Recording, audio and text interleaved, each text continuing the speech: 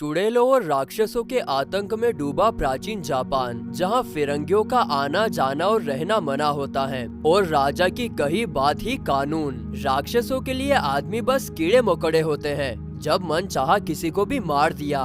बस इन्हें एक ही चीज का खौफ होता है, समुराई वॉरियर्स। समुराई वॉरियर्स यानी एक ऐसा ग्रुप जो तलवारों से खिलौनों की तरह खेलता है। उनका केवल एक ही धर्म है, जापान के शोगन यानी राजा और प्रजा की सुरक्षा। अगर कोई समुराई इस काम में फेल हो जाता है तो उसे रोनिन कहा जाता है। समुराइज का एक रूल होता है कि जो समुराई अपने काम में फेल हो गया उसे अपनी जान गंवानी पड़ती है, क्योंकि वो अपना इकलौता काम नहीं कर पाया।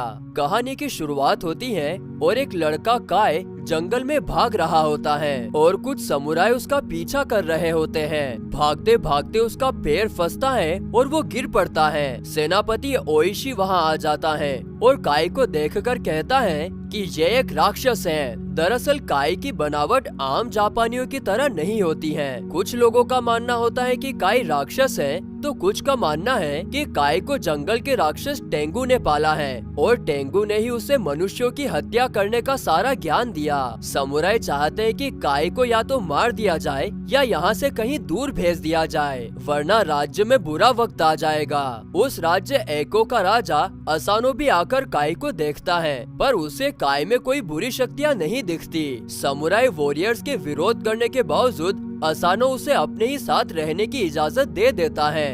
राजा असानो की बेटी माइका और काय को बचपन से ही एक दूसरे से प्यार हो जाता है, पर उनका मिलना नामुमकिन होता है और काय को ये बात पता होती है। माइका काय को अपने बाल के गहने से गिरा एक हिस्सा देती है, जिसे काय हमेशा अपने पास संभाल कर रखता है। काय खुद से वादा करता है कि वो राजा असानो और उनकी बेटी के मिले प्यार को कभी नहीं भूलेगा और हमेशा उनकी रक्षा करेगा। काय समुराई बनना चाहता है, पर रूल्स के हिसाब से कोई बाहरी ऐसा नहीं कर सकता। एक बार असानो समुराई वॉरियर्स के साथ एक शैतानी जानवर का शिकार करने जाता है, जिसने हाल ही में कुछ मनुष्यों पर हमला किया होता है। वो जानवर राजा पर हमला कर देता है और राजा अपने घोड़े से गिर जाता है। एक समुराई यासुनो उस जानवर का पीछा करता है, पर उसे भी वो जानवर घोड़े से गिरा देता है और फिर उस पर हमला करने आता है। काय वहाँ आकर उस जानवर को मौत के घाट उतार देता है और सम्मान के लिए अपनी तलवार यासुनो को दे देता है। यासुनो काय से नफरत करता है और काय की बहादुरी देखकर उसे और जलन होने लगती है। अब राजा असानो वहाँ आता है और यासुनो के हाथ में तलवार देखकर बहुत खुश होता है। इस पूरी लड़ाई को एक जादुई लोमड़ी देख रही होती है, जिसकी दोनों आँखों का रंग अलग अलग होता है। वो लोमड़ी वहाँ से जाती है और औरत का रूप लेकर पूरी बात अपने राजा कीरा को बताती है। ये लोमड़ी मिजू की एक चुड़ैल होती है जो कीरा की रखेल होती है। कीरा राजा असानो को मारकर उसका राज्य छीनना चाहता है ताकि वो अगला शोगन बन सके। काय ने उस लोमड़ी को देख लिया होता है। जानवर को मारकर सभी समुराई वापस अको लौटते हैं। असानो के सेनापति ओइशी और बेटी माइका को पता चल जाता है कि ये जीत यासुनो की नहीं बल्कि काय की वजह से मिली है। उसी रात जापान के शोगन असानो के राज्य में एक समुराई टूर्नामेंट के लिए आते हैं। इस टूर्नामेंट में सभी राज्यों के सबसे काबिल समुराई को लड़कर अपनी पावर दिखानी होती है। इस टूर्नामेंट में कीरा और उसकी रखेल वो चुड़ैल मिजू की भी पहुंचती है। काय उसकी आंखें देखकर उस पर शक करने लगता है। काय पूरी बात ओइशी को बताता है, लेकिन ओइशी उस पर विश्वास नहीं करता। असानो टूर्नामेंट में हिस्सा लेने के लिए यासुनो को चुनता है। अगली सुबह टूर्नामेंट शुरू होने से पहले मिजुकी जादू से यासुनो को अपने वश में कर लेती है और उसकी आंखें सफेद हो जाती हैं। काय उसे फाइट के लिए बुलाने जाता है। कीरा की तरफ से एक बहुत ही शक्तिशाली समुराई आता है, पर यासुनो काले जादू में फंसा अपने कमरे में पड़ा होता है। इसीलिए काय डिसाइड करता है कि अब मुकाबले के लिए वो जाएगा, लेकिन यहाँ पर कीरा का समुराई काय को बच्चों की तरह धोता है और लड़ाई के वक्त उसका मास्क गिर जाता है। मास्क गिरते ही शोगन उठ खड़ा होता है और कहता है कि ये समुराई नहीं है और आदेश देता है कि काय को जान से मार दिया जाए, पर माइका आकर उसे बचा लेती है और माइका के खातिर असानो भी बीच में आ जाता है। शोगन ऑर्डर करता है कि काय को खूब पीटा जाए क्योंकि उसने एक परंपरा को तोड़ा है। रात को जब असानो सो रहा होता है तब मिजुकी उस पर भी जादू कर देती है। असानो की आंखें भी सफेद हो जाती है और उसे दिखता है कि कीरा उसकी बेटी माइका से रेप करने की कोशिश कर रहा है। असानो एक तलवार लेकर कीरा पर हमला करने जाता है पर कीरा के बॉडीगार्ड उसे रोक लेते हैं। उसके बाद असानो पर किया काला जादू हटता है तो वो देखता है कि कीरा तो अपने बिस्तर पर आराम से लेटा हुआ है और माइका तो वहाँ आसपास भी नहीं है। इस हमले को शोगन भी देख लेता है और कहता है कि राजा असानो खुद ही अपनी जान ले ले तो अच्छा होगा, वरना उसे मजबूरन राजा असानो की हत्या करनी पड़ेगी क्योंकि राजा असानो ने अपने मेहमान की जान लेने की कोशिश की है। प्राचीन जापान में भी भारत की ही तरह अतिथि देवो भवः को फॉलो किया जाता था, पर जिसने भी इसका उल्लंघन किया उसके लिए वहाँ की सजा बहुत भयानक हुआ करती थी। असानो सम्मान के साथ खुदकुशी को चुनता है। अगली सुबह असानो रूल्स के हिसाब से सफेद किमोनो पहनकर आता है। अपनी बेटी के लिए एक मैसेज लिखता है, चाकू अपने पेट पर लगाता है और ओइशी तलवार से उसका सिर काट देता है। शोगन असानो के राज्य को कीरा को सौंप देता है और 1 साल बाद माइका और कीरा की शादी का ऐलान करता है ताकि दोनों राज्यों के बीच युद्ध न हो जाए। कीरा राजा बनते ही सभी समुराई वॉरियर्स को अको राज्य से बाहर निकलने को कह देता है और ओइशी को काल कोठरी में डलवा देता है। 1 साल बाद ओइशी जब काल कोठरी से छूटता है तो उसे पता चलता है कि सभी समुराई राज्य के बाहर जा चुके हैं और काय को दूसरे आइलैंड पर ले जाकर नौकर बनाकर बेच दिया गया है। कीरा और माइका की शादी होने वाली होती है और माइका कीरा के महल में होती है। ओइशी उसी रात अपने बेटे चिकारा को राज्य के बाहर रह रहे समुराई को लेने भेज देता है और खुद काय को छुड़ाने के लिए 2 घोड़े लेकर डच आइलैंड पर पहुंच जाता है। उस आइलैंड के किनारे पर सैकड़ों शिप्स लगी होती हैं और एक शिप में काय एक राक्षस से लड़ रहा होता है। काय उस राक्षस को मार देता है और मौका देखकर ओइशी उससे लड़ने के लिए एरिना में घुस जाता है। लड़ाई करते करते ओइशी उसे सब कुछ बता देता है और फिर वो दोनों अचानक भागने लगते हैं। शिप के बाकी लोग उनका पीछा करते हैं पर वो दोनों सबको मारते हुए बाहर निकलने में कामयाब हो जाते हैं। ओइशी उसे बताता है कि कीरा के पास 1000 समुराई हैं और वो किसी चुड़ैल की भी मदद लेता है और उन्हें अपने लीडर का बदला लेना होगा, वरना ये असानो राज्य और समुराई सबकी हार होगी। ओइशी काय को समुराई के कपड़े देता है और फिर वो दोनों बाकी समुराई से मिलने निकल जाते हैं। अब इधर कीरा को जब पता चलता है कि काय डच आइलैंड से भाग निकला है तो वो समझ जाता है कि ये ओइशी का काम है और वो मिजुकी को उन दोनों को मारने के लिए भेज देता है। सभी समुराइज और काय एक झील के किनारे मिलते हैं और अपने मास्टर असानो की मौत का बदला लेने की कसम खाते हैं। ओइशी जब बताता है कि काय भी अब उनके साथ है तो एक समुराई इसका विरोध करता है क्योंकि वो उसे अभी भी एक शैतान मानता है, लेकिन फिर ओइशी उसे समझाता है और फिर 2 समुराइज को कीरा की इंफॉर्मेशन निकालने के लिए भेज देता है और एक समुराई पुराने समुराई साथियों को मदद के लिए बुलाने जाता है। ओइशी और काय बाकी समुराइज के साथ तलवारें खरीदने जाते हैं। वहाँ पहुंचकर वो देखते हैं कि कीरा के समुराई उन्हीं को ढूंढ रहे हैं। काय को जब लगता है कि वो लोग पकड़े जाएंगे तब वो उन पर हमला कर देता है और सबको अकेले ही धूल चटा देता है। अब उन्हें कुछ तलवारें तो मिल जाती हैं, पर इतनी सी तलवारें बड़े युद्ध के लिए काफी नहीं होती है। तो फिर काय ओइशी को बताता है कि टेंगू के मायावी जंगल में उन्हें तलवारें मिल सकती हैं। ओइशी कहता है कि यह सब काल्पनिक बातें हैं, पर काय कहता है कि उसने अपनी आंखों से उन तलवारों को देखा है। वो उन्हीं जंगलों में पला बड़ा है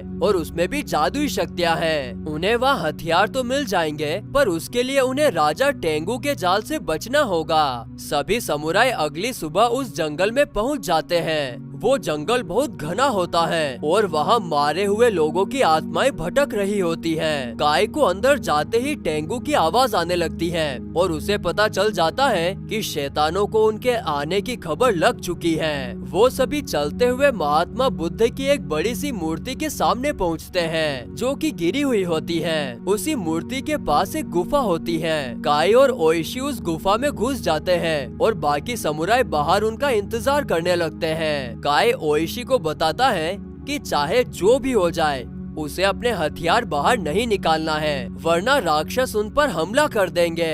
वो दोनों गुफा के अंत में पहुँचे हैं, जहाँ एक गोलाकार कमरा होता है। उस कमरे में भी महात्मा बुद्ध की एक मूर्ति होती है। बहुत सारे राक्षस उस मूर्ति के सामने सिर झुकाए बैठे होते हैं। काय ओइशी को वहीं रोककर दूसरे कमरे में पहुंचता है, जहां एक जादुई तलवार रखी हुई होती है। उसी कमरे में टेंगू आता है। काय उसे कहता है कि उसे एक युद्ध लड़ने के लिए जादुई तलवार की जरूरत है, जिस पर टेंगू उसे कहता है कि ये तलवार राक्षसों को इंसानों की नफरत से बचाने के लिए बनाई गई है, और ये तलवार लेने तो हजारों लोग आते हैं, पर कोई वापस लौट कर नहीं जाता। फिर टेंगू काय को उसकी जिंदगी की सच्चाई बताने लगता है। वो बताता है कि काय का पिता एक नाविक था और माँ एक किसान थी। उसकी माँ ने उसे इस जंगल में मरने के लिए छोड़ दिया क्योंकि वो एक नाजायज बच्चा था। फिर राक्षसों ने उसकी परवरिश करी। टेंगू पूरी कोशिश करता है कि काय को यही रोक लिया जाए, पर काय उसके जाल में नहीं फंसता। फिर टेंगू उसे कहता है कि जो भी इस तलवार को पहले छू लेगा, ये तलवार उसकी हो जाएगी। फिर वो दोनों हवा की तरफ भागते हुए तलवार लेने के लिए भागते हैं। ओइशी अचानक देखता है कि बाकी समुराई अंदर गए हैं और अपने हथियार निकालकर राक्षसों से लड़ रहे हैं। उसके समुराई उसकी आंखों के सामने मरने लगते हैं और एक आवाज उसके कानों में गूंज रही होती है, ओइशी अपनी तलवार निकालो, ओइशी अपनी तलवार निकालो। इधर काय टेंगू से पहले जादुई तलवार उठा लेता है और ओइशी के सामने लड़ रहे शैतान और समुराई भी अचानक से गायब हो जाते हैं और उनकी जगह तलवारें रखी होती हैं। दरअसल ये टेंगू का मायावी जाल था,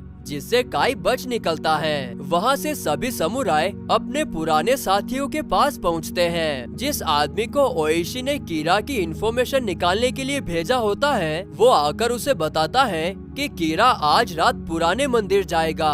ओइशी सबको इकट्ठा कर मंदिर की ओर निकल पड़ता है, पर उन्हें रास्ते में ही मिजुकी मिलती है, क्योंकि मिजुकी ने ही ओइशी के इन्फॉर्मर को अपने वश में करके वहाँ बुलाया होता है। मिजुकी आग उगलती है और चारों ओर आग लग जाती है। कीरा के समुराई उन पर चारों ओर से हमला कर देते हैं। वो लोग जैसे तैसे करके खुद को बचाकर भागते हैं, पर उनके कुछ साथी मारे जाते हैं। ओइशी की तलवार वहीं छूट जाती है और कीरा को लगता है कि वो सभी मारे गए। अगले दिन कुछ डांसर्स उनके घर के सामने से जा रहे होते हैं, जिन्हें काय पहचान लेता है, क्योंकि पहले उन्होंने राजा असानो के सामने भी अपना परफॉर्मेंस दिया होता है। वो ओइशी को तुरंत इस बारे में बताता है। फिर वो दोनों उन लोगों के पास जाते हैं और उनसे मदद मांगते हैं। वो लोग तैयार हो जाते हैं। काय की असानो के लिए वफादारी और प्यार देखकर यासुनो उससे माफी मांगता है और उसे एक और तलवार देता है, क्योंकि हर समुराई के पास 2 तलवार होती है। काय भी समझ जाता है कि अब हर कोई उसे एक राक्षस नहीं मानता। ओइशी सभी समुराइज को इकट्ठा करता है और बताता है कि राजा असानो की धोखे से हुई मौत का बदला लेने का वक्त आ गया है। एक के बाद एक सभी समुराइज आते हैं और अपना नाम लिखकर खून से अपने अंगूठे का निशान लगाते हैं। सबसे आखिरी में काय अपना अंगूठा लगाता है और कहता है, चलो अब हम इसे खत्म करते हैं। काय को देखकर सभी को गर्व महसूस होता है। ओइशी उठता है और कहता है, अब हम सिर्फ 47 ही रह चुके हैं, और इन 47 में ओइशी का बेटा चिकारा भी होता है। 47 लोगों का मुकाबला 1000 समुराइज और जादुई शक्तियों से। रात को कीरा और माइका की शादी होती है। कुछ समुराइज डांसर्स का हुलिया बनाकर कीरा के महल में घुस जाते हैं और बाकी के समुराइज भी पहाड़ से चढ़ते हुए पीछे के रास्ते से महल में घुस जाते हैं और फिर वो एक एक करके दुश्मन समुराइज को मारने लगते हैं। ओइशी और काय डांस ग्रुप की मदद करते हैं और कीरा और मिजुकी का ध्यान बटाए रखते हैं। ओइशी डांस करते करते अपनी तलवार लेकर कीरा के पास पहुंच जाता है, पर तभी कीरा का समुराई उसके हाथ पर तीर मार देता है। ओइशी नीचे गिर जाता है और इसके कारण उसका मास्क भी नीचे गिर जाता है। मास्क गिरते ही भीषण युद्ध शुरू हो जाता है। हर तरफ से तीर और तलवारें चलने लगती हैं। कीरा माइका को अपने साथ लेकर भागने लगता है। ओइशी और काय उनका पीछा करते हैं और रास्ते में आने वाले सैकड़ों समुराइज को को मौत के घाट उतार देते हैं। माइका अपने पास रखे चाकू से कीरा पर हमला करने की कोशिश करती है, जिससे बचने के लिए कीरा दूसरी ओर भाग जाता है। काई और ओइशी भी उनके पास पहुंचते हैं और दोनों अलग अलग ओर निकल जाते हैं। काई माइका के पास पहुंचता है, पर वहां मिजुकी भी आ जाती है। मिजुकी अपना असली रूप दिखाती है, जो कि होता है एक स्नेक ड्रैगन का। इधर ओइशी कीरा के सामने जा पहुंचता है और उन दोनों की लड़ाई शुरू हो जाती है। अब ओइशी कीरा को मारता है और चाकू से उसका पेट फाड़ देता है और फिर तलवार से उसकी गर्दन काट देता है। कीरा की मौत ठीक उसी तरह से होती है जिस तरह से राजा असानो की हुई थी। इधर काई मिजुकी से नहीं लड़ पाता क्योंकि वो एक जादुई ड्रैगन होती है। मिजुकी काई को मारकर दूर फेंक देती है और फिर माइका पर हमला कर देती है। काई ने वादा किया होता है कि वो कभी अपनी जादुई शक्तियों का इस्तेमाल नहीं करेगा, पर माइका की जान बचाने के लिए वो एक बार फिर से अपनी शक्तियों का इस्तेमाल करता है। वो तेजी से उड़ता हुआ जाता है और ड्रैगन के गले पर वार कर देता है। ड्रैगन मिजुकी जमीन पर गिर जाती है और उसकी मौत हो जाती है, क्योंकि ये तलवार राक्षसों और चुड़ैलों के राजा टेंगू की होती है। कीरा का कटा हुआ सर लेकर ओइशी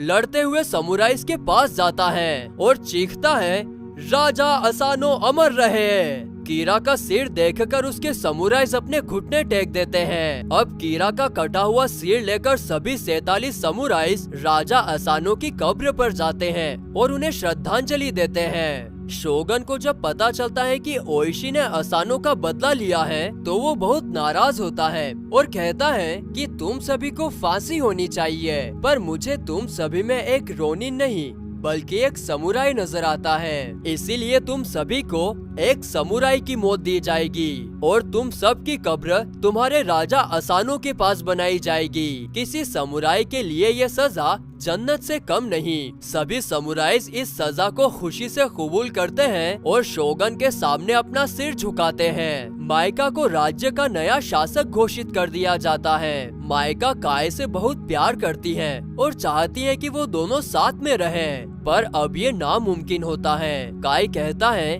कि वो हमेशा माइका से प्यार करता रहेगा। अगले दिन सारे 47 समुराई सफेद किमोनो पहने शोगन के सामने बैठे होते हैं। माइका भी वही होती है। वो सभी अपने किमोनो में से एक कागज निकालते हैं और उसमें अपने प्यार करने वालों के लिए संदेश लिखते हैं। शोगन ओइशी के बेटे चिकारा को माफ कर देता है, क्योंकि वो चाहता है कि ऐसा एक जाबा समुराई हमेशा अको राज्य की सेवा करे। फिर सभी समुराई अपना किमोनो खोलते हैं। काई माइका की आंखों में देखता है और चाकू से अपना पेट चीर लेता है। माइका की आंखों से आंसू निकलने लगते हैं। काई की मौत हो जाती है और वो शायद राजा असानो के पास चला जाता है। माइका काई का मैसेज पढ़ती है, जिसमें लिखा होता है, मैं आपको हर एक दुनिया में जन्म जन्म तक तब तक ढूंढता रहूंगा जब तक कि मैं आपको पा न लूं। और वही बाल के गहने का हिस्सा माइका को दे जाता है जो माइका ने उसे बचपन में दिया था। जापान में आज भी इन 47 रोनिन्स को त्याग का सबसे बड़ा एग्जाम्पल माना जाता है, क्योंकि इन्होंने कर्तव्य और न्याय को मृत्यु से पहले रखा। हर साल 14 दिसंबर को दुनिया भर से लोग इन 47 रोनिन की कब्रों पर फूल चढ़ाने आते हैं।